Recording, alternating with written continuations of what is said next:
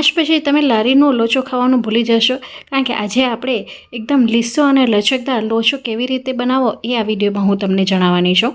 તો સૌપ્રથમ તો આપણે એક બાઉલની અંદર 1 કપ જેટલી ચણાની દાળ લઈ લેવાની છે.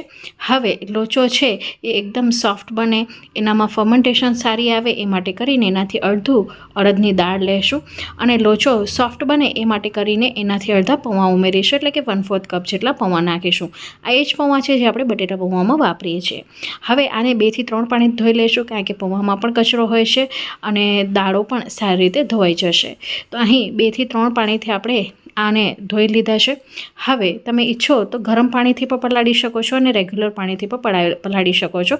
તો હું અત્યારે ગરમ પાણીનો ઉપયોગ કરીને 2 થી 3 કલાક માટે આને સાઈડમાં મૂકી દઈશ. તો 2 થી 3 કલાકમાં ગરમ પાણી એડ કરવાથી ફટાફટ પલળી જાય છે. 3 કલાક પછી તમે જોઈ શકો છો બધા દાણા એકદમ ફૂલી ગયા છે અને આવી રીતે નખથી ભાંગતા એ ટુકડા થઈ રહ્યા છે. તો હવે આને આપણે પીસી લેશું. તો આનામાંનું જે પાણી છે એનો આપણે ઉપયોગ નથી કરવાનો, આપણે પાણી વગર જ એને પીસીશું. જો જરૂરિયાત લાગે તો તમારે 2 થી 3 ચમચી પાણીનો ઉપયોગ કરવાનો. તો પલાળવામાં જે પાણી લીધું હતું એ આપણે કાઢી નાખ્યું છે ને એના વગર જ આપણે પીસ્યું છે. હવે આની અંદર 2 ટેબલસ્પૂન જેટલું ખાટું દહીં નાખીશ અને આવી રીતે ઉપર આપણે આવી રીતે મિક્સ કરી લઈશું. આવી રીતે ઉપરથી દહીં નાખવાથી એનામાં ફર્મેન્ટેશન ખૂબ જ સરસ આવે છે ને એકદમ જાળીદાર આ બેટર થઈ જશે, તમે પાછળથી જોશો તો. તો હવે સારી રીતે મિક્સ કરી આવી રીતે સેજ ફેલાવીને આપણે 6 થી 7 કલાક માટે એને ગરમ જગ્યાએ મૂકી દઈશું. તો અહીં તમે જોઈ શકો છો કે 7 કલાક પછી કેટલો સારો આથો આવ્યો છે. 7 કલાક પછી તમને આ મિશ્રણ આટલું જ ઘાટું જોવા મળશે, પણ ચિંતા ના કરીશું, આપણે પાછળથી એની કન્સિસ્ટન્સી એડજસ્ટ કરીશું.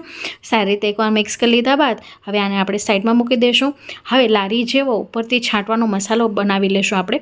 તો જેના માટે કરીને એક બાઉલની અંદર આપણે 1 ટેબલસ્પૂન જેટલો શેકેલા જીરાનો પાવડર નાખીશું, 1 ટીસ્પૂન જેટલો ચાટ મસાલો નાખીશું, 1 ટીસ્પૂન જેટલો કાળા મરીનો પાવડર નાખીશું, સાથે 1 ટીસ્પૂન જેટલું આપણે સંચળ પાવડર નાખીશું અને 1 ટેબલસ્પૂન જેટલું કાશ્મીર લાલ મરચું પાવડર નાખીને બધી વસ્તુને મિક્સ કરી લેશું. તો આ લારી જેવો મસાલો આપણો તૈયાર છે. હવે એને આપણે સાઈડમાં મૂકી દઈશું. સાથે લારી પર સર્વ થતી ગ્રીન ચટણી પણ બનાવી લઈએ. જેના માટે 1 મુઠ્ઠી ભરીને આપણે કોથમીર લીધી છે, ધોઈને લીધી છે અને ડાળીઓ સાથે જ લેવાની છે, કારણ કે ડાળીઓમાં જ વધારે ફ્લેવર હોય છે.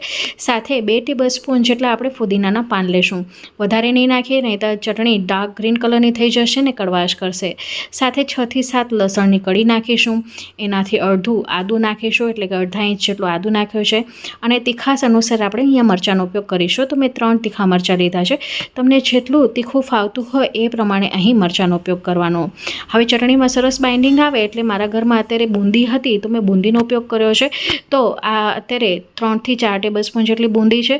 જો બુંદી ન હોય તો તમે સેવ કે પાપડી ગાંઠિયાનો પણ ઉપયોગ કરી શકો છો, અને એ પણ ન હોય તો છેવટે તમે લોચો તૈયાર થઈ જાય તો લોચો પણ નાખીને કરી શકો છો. હવે સાથે સ્વાદ અનુસાર મીઠું ને 1 ટીસ્પૂન જેટલું જીરું નાખીશું. અને પીસતી વખતે ચટણી છે એ કાળી ન બને એ માટે કરીને આપણે બરફના ક્યુબ્સ નાખી દઈશું, એટલે હીટને કારણે ચટણીનો કલર છે એ બદલાતો નથી. મિક્સર જારમાં બધી વસ્તુને ટ્રાન્સફર કરીને 1 ચમચી જેટલી ખાંડ નાખીશું, જેથી બધો ટેસ્ટ બેલેન્સ થઈ જાય અને આને આપણે પીસી લેશું. તો આપણી ચટણી તૈયાર છે. તો અહીં મેં થોડીક પાતળી ચટણી રાખી છે. પીસાઈ ગયા બાદ આપણે છેલ્લે આમાં લીંબુનો રસ નાખીશું, એટલે એની સેલ્ફ લાઈફ પણ વધી જાય અને ચટપટો ટેસ્ટ પણ મળી રહે. અહીં તમને કન્સિસ્ટન્સી જો ઓછી પાતળી જોઈતી હોય તો તમારે બરફના ક્યુબ ઓછા નાખવાના. ઉપર આવી રીતે ડ્રિઝલ કરી શકાય એ માટે કરીને મેં એટલી પાતળી ચટણી બનાવી છે. હવે આ ચટણીને આપણે ફ્રીજમાં મૂકી દઈશું.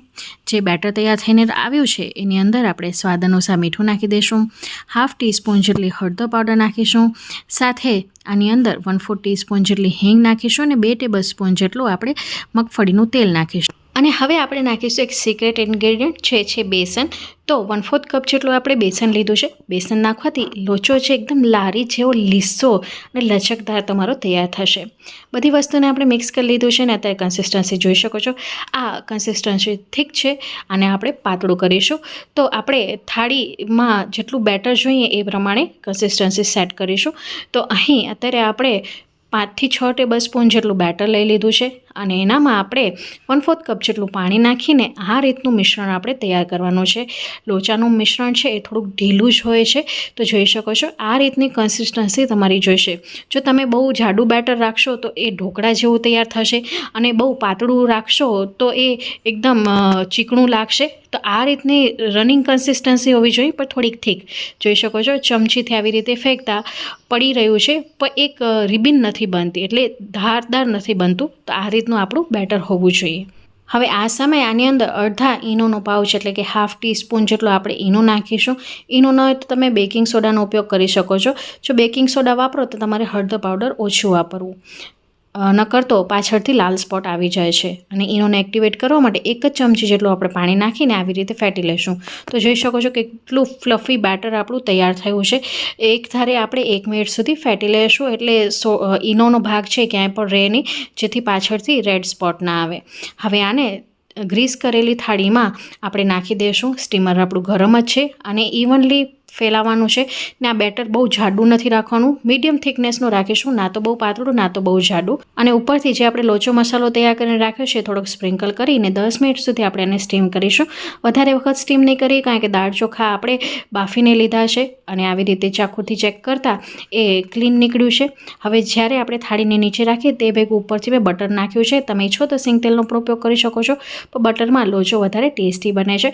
તો તૈયાર છે આપણું લારી પર મળે તેવું લીસું અને લચકદાર લોચો. જોઈ શકો છો તમે, રિઝલ્ટ તમારી સામે છે.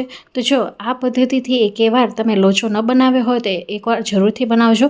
તમે લારી પરનો લોચો ખાવાનું ભૂલી જશો, એ ખાતરી સાથે કહું છું. તો આજની આ રેસીપી કોઈ પણ કારણોસર ગમી હોય તો પ્લીઝ મને સપોર્ટ કરજો. મને સપોર્ટ કરવા માટે તમે મારા વિડીયોને લાઇક, શેર, ચેનલને સબસ્ક્રાઈબ કરી શકો છો. બાજુમાં આપેલી બેલ બટનને દબાવીને ઓલનું નોટિફિકેશન દબાવજો, જેથી મારા આવનારા વિડીયોઝની નોટિફિકેશન તમને મળતી રહે. હવે જ્યારે પણ તમે લોચાને સર્વ કરો તો એની પણ ટ્રીક છે. તો લારી ઉપર જેમ લોચો સર્વ કરવામાં આવે છે એમ જ આજે આપણે લોચાને સર્વ કરીશું. તો ગરમા ગરમ લોચાને આવી રીતે પ્લેટમાં કાઢી લેવું. આ લોચો છે ગરમા ગરમ જ સર્વ કરવામાં આવે છે. તો ઉપરથી મેં વિઘારેલું બટર છે એ ડ્રીઝલ કર્યું છે. તમે ઈચ્છો તો મગફળીનો તેલ પણ નાખી શકો છો. સાથે તૈયાર કરેલો આપણે લોચાનો મસાલો નાખીશું. અહીં તમને જેટલો મસાલો પસંદ હોય એ પ્રમાણે તમારે સ્પ્રિંકલ કરો. સાથે ઝીણી સમારેલી ડુંગળી નાખીશું. ડુંગળી ના ખાતા હો તો આને સ્કીપ કરી શકો છો. અને જે 0 નંબરની સેવ આવે છે એ આપણે ઉપરથી નાખીશું. આનાથી એક ક્રન્ચીનેસ આવે છે અને ખાતી વખતે મજા પડે છે.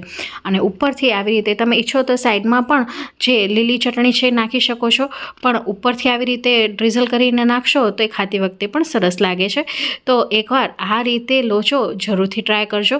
અને રેસીપી કોઈ પણ કારણોસર ગમી હોય તો વિડીયોને લાઇક, શેર, ચેનલને સબસ્ક્રાઈબ કર્યા વગર ના જજો. ચાલો ફરી મળીશું, ત્યાં સુધી આવજો. Bye, take care, thanks for watching.